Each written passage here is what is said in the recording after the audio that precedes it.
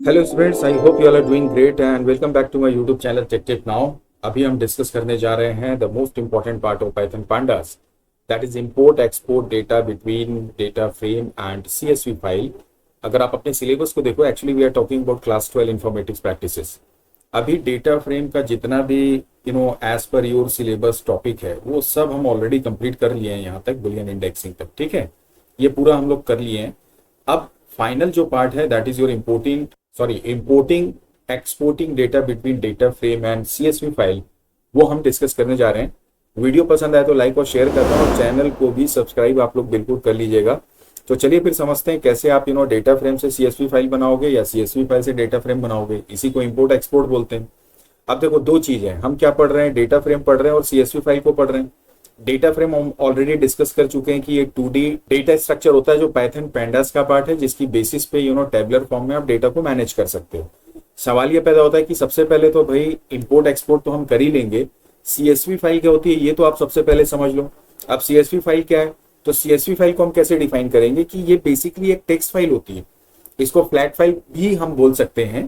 आप देख पा रहे होगे यहाँ पर इस बॉक्स में मैंने इसको डिफाइन किया हुआ है कि जो CSV फाइल है दैट इज सिंपल कॉम्पैक्ट और फ्लैट फाइल्स होती है, मतलब टेक्स्ट फाइल्स होती हैं, जिसमें कि जो डेटा होता है ना वो टेबुलर फॉर्म में स्टोर होता है, लेकिन वो प्लेन टेक्स्ट के फॉर्म में स्टोर होता है। और ये जितनी भी टेक्स्ट होते हैं, जितना भी डाटा होता है, वो किससे सेपरेट होता है, आपके कॉमा से।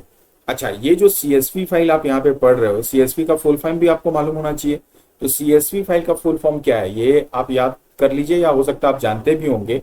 That is basically what your comma separated values. ठीक है, तो ये बात को आप ध्यान रखना। अब आजकल क्या है, CSV फाइल हम क्यों डिस्कस कर रहे हैं, आपका एक क्वेश्चन ये भी हो सकता है। प्रेजेंट डे में क्या होता है, देखो यहाँ पे एक बहुत इंपॉर्टेंट पॉइंट लिखा हुआ है, इंपोर्ट और एक्सपोर्ट। आप कोई भी एप्लीकेशन यूज करिए, चाहे वो कोई सोशल मीडिया प्लेटफॉर्म हो या वेब एप्लीकेशन आप यूज करिए, कोई भी सॉफ्टवेयर आप यूज कर रहे हैं, ऑनलाइन जितनी भी चीजें हैं, अगर आप उससे अपने डेटा को डाउनलोड करोगे ना, या इंपोर्ट करोगे या एक्सपोर्ट करोगे ना, वो उसको हमेशा CSV फाइल में आपको क्या करता है, रिटर्न करता है। CSV फाइल में करने का एक रीजन ये रहता है कि ये बहुत लाइट वेट होता है, मतलब इसका साइज बहुत कम होता है, जल्दी डाउनलोड हो जाती है, आसानी से किसी भी प्लेटफॉर्म में रन हो सकती है, क्योंकि नोटपैड है, कहीं पे भी खुल जाता है। तो ये छोटे छोटे इंपॉर्टेंट पॉइंट्स होते हैं जिसकी वजह से CSV का डिस्कशन होता है।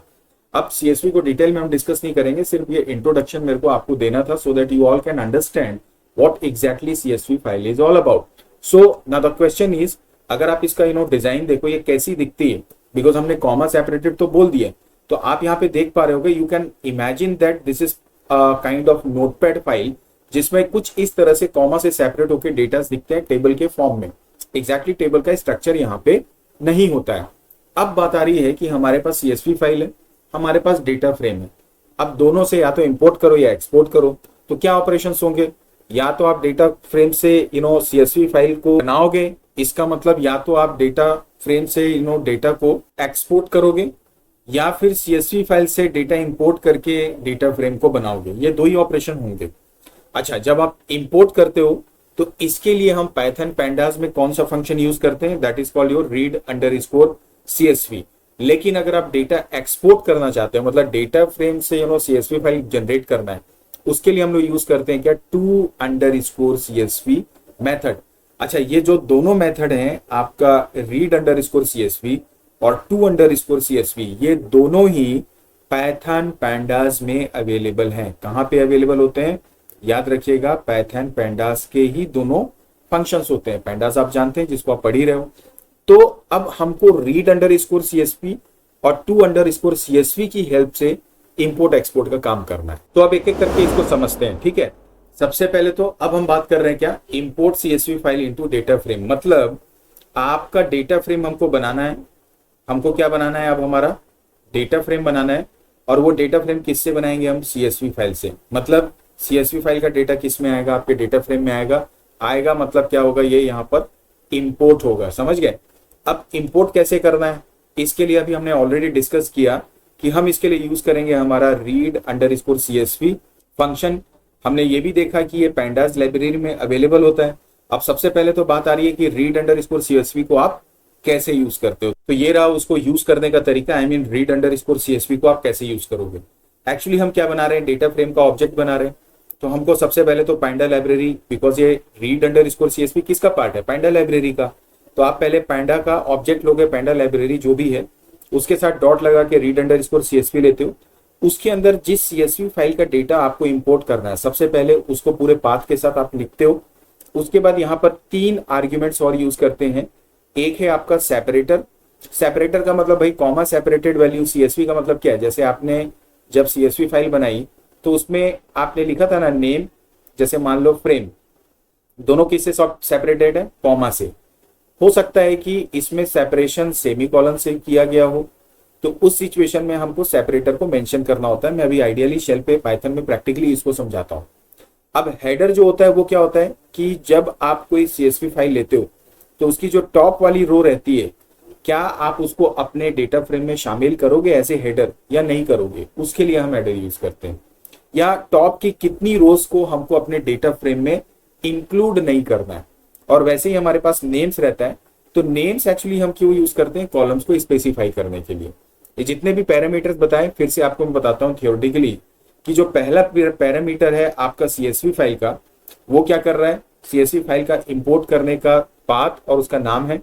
दूसरा मैंने आपसे बोला सेपरेटर, जो सेपरेटर को स्पेसिफाई करने के लिए यूज करते हैं। तीसरा मैंने आपको बताया कि हेडर, जो स्पेसिफाई करता है कितनी नंबर ऑफ रोज आपको नहीं इंक्लूड करनी अपने डेटा। और जो हेडर होता है ना, इसका बाय डिफॉल्ट जो वैल्यू रहता है 0। इसका मतलब सारी ही रोज को आप क्या कर दो, इंक्लूड कर दो। आप 1 2 3 4 करके इसको डिफाइन कर सकते हो कितनी रोज को हमको एक्सक्लूड करना है या इंक्लूड नहीं करना है, राइट। और उसके अलावा एक और पॉइंट है, दैट इज यूजिंग नेम्स, जो मैंने आपको बताया कि नेम्स के थ्रू कौन से कॉलम्स आपको अपनी CSV फाइल के डेटा फ्रेम में चाहिए वो भी आप मेंशन कर सकते हो। अब ये जितने भी पॉइंट्स मैंने आपको बताए, ये तब तक समझ में नहीं आएंगे जब तक हम इसको प्रैक्टिकल नहीं करेंगे।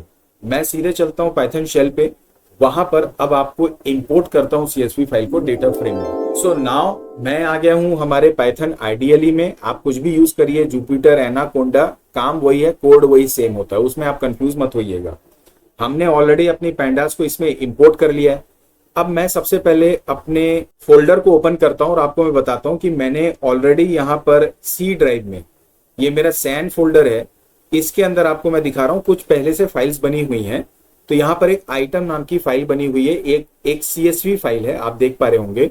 इसको मैं राइट क्लिक करके नोटपैड में आपको ओपन करके दिखाता हूं, सो दैट आपको समझ में आए कि एग्जैक्टली इसके अंदर क्या है।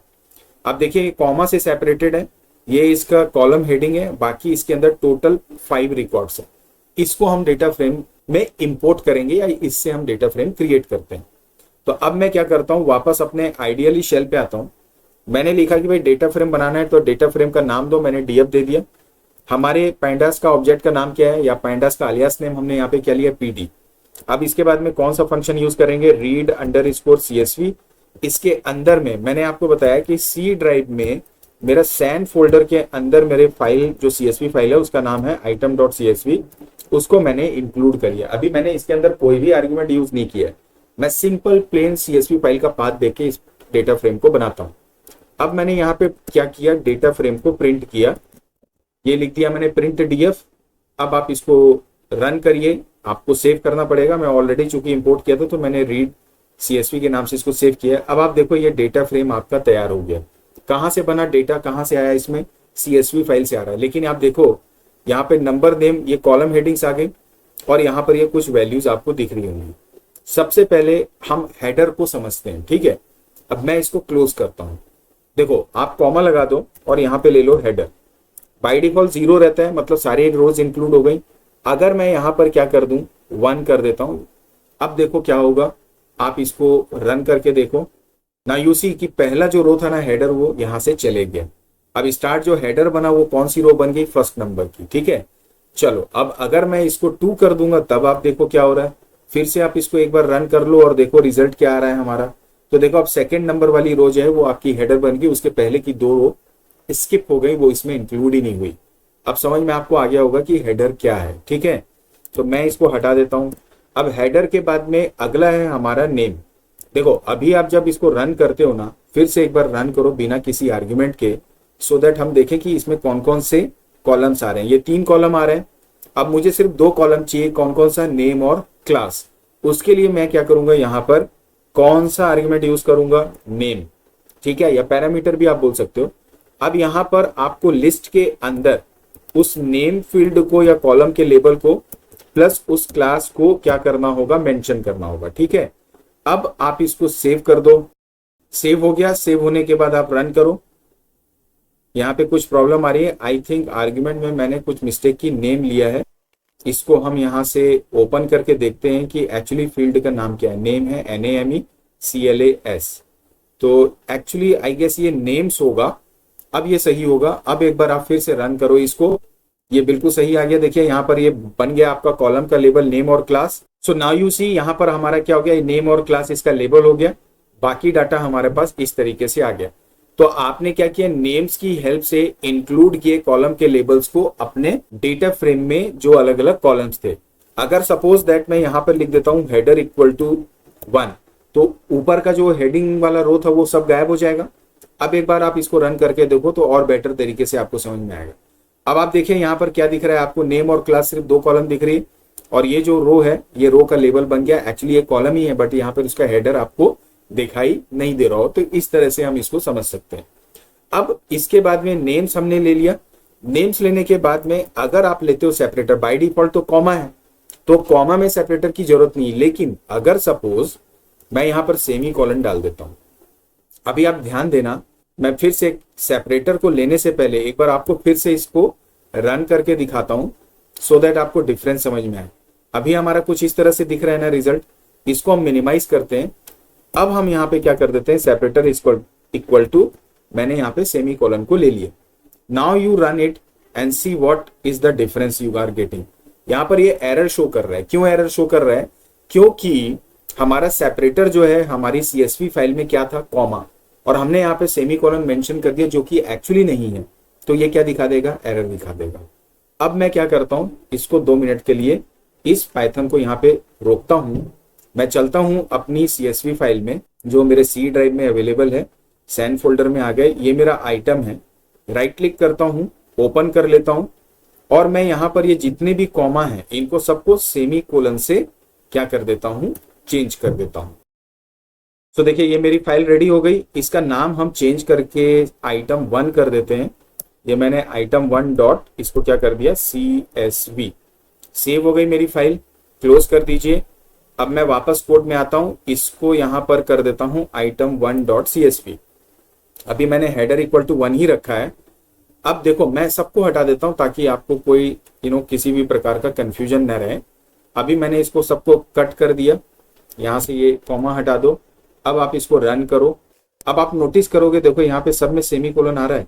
ये केवल एक ही रिकॉर्ड आपको दिख रहा होगा और ये इसका रो लेबल हो गया हमारे डेटा फ्रेम का, और ये कॉलम का लेबल आ गया। तो एक ही कॉलम बन गया सब। क्यों, क्योंकि सेपरेशन किससे हुआ है, सेमी कोलन से।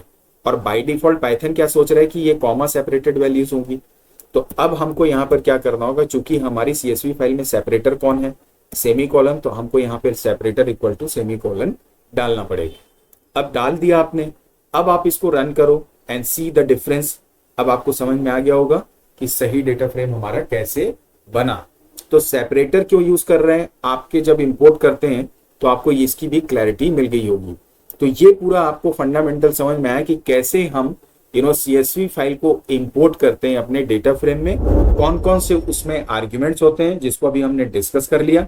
तो ये इंपोर्ट का काम खत्म। अब हम आगे बढ़ते हैं और डिस्कस करेंगे क्या, exporting a data frame to CSV file. Import खत्म, अब एक्सपोर्ट करते हैं। मतलब डेटा फ्रेम से we will try to create what CSV file.